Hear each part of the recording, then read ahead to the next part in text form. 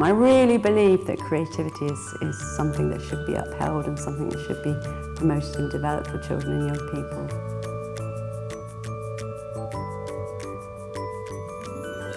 If they're enjoying something at school, they'll want to be in school. I think it's an essential part of being human. That ability to create, to imagine, to develop things, to explore, to make mistakes and learn and reflect, it's an essential part of humanity.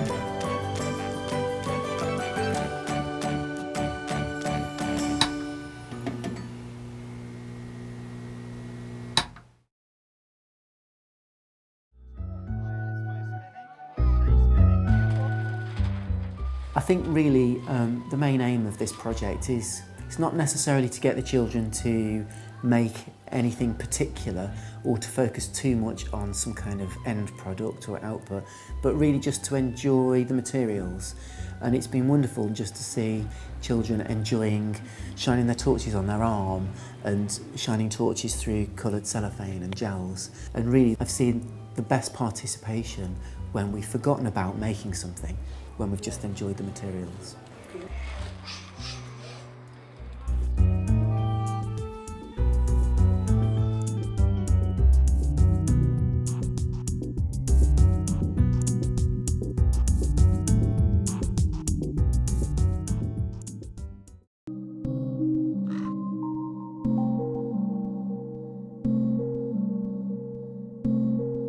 On the edge of a wood is a town with a house, in which lives a girl with the frame of a mouse. She's not got a tail or big ears or likes cheese, but she's shy and afraid and weak at the knees. Her father's obsessive, she hasn't a mum, she left with a circus and a promise of fun.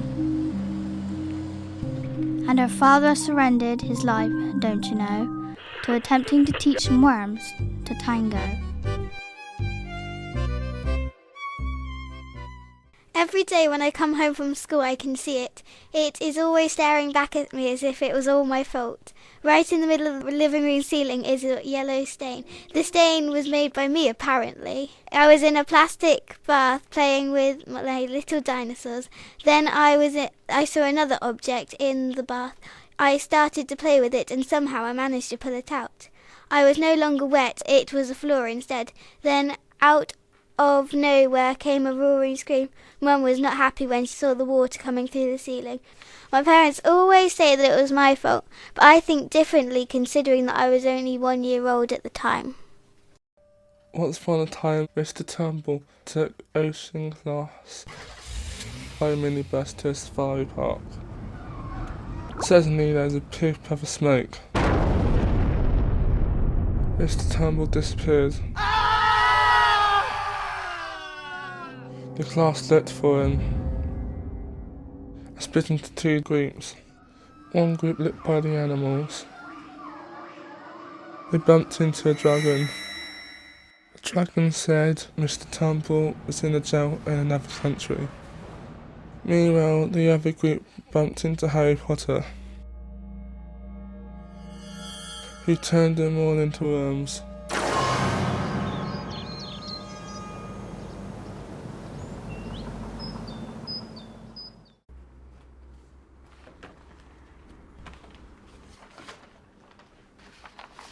Look at this.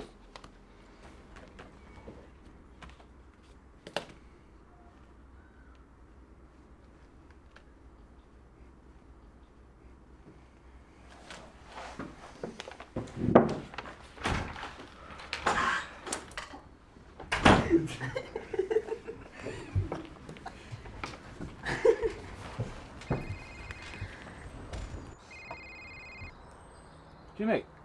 Dad, there's a boy in the classroom with a picture of a burning trailer. What shall I do? You know what to do. I don't. Just hit him.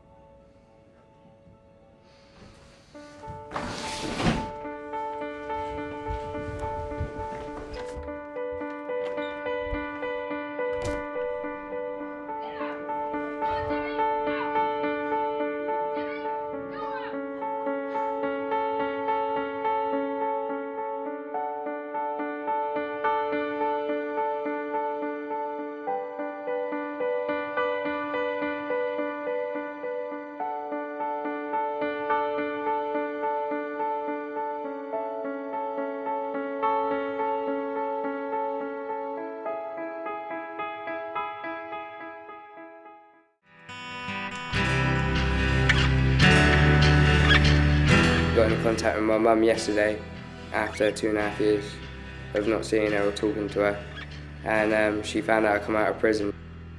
But a bit nervous, like not seeing my mum and seeing my little sisters, how they've changed. The last time I seen them, I was taking stuff off them and selling it. So it's going to be hard in one way, but it's going to be amazing to see them again. So I can't wait.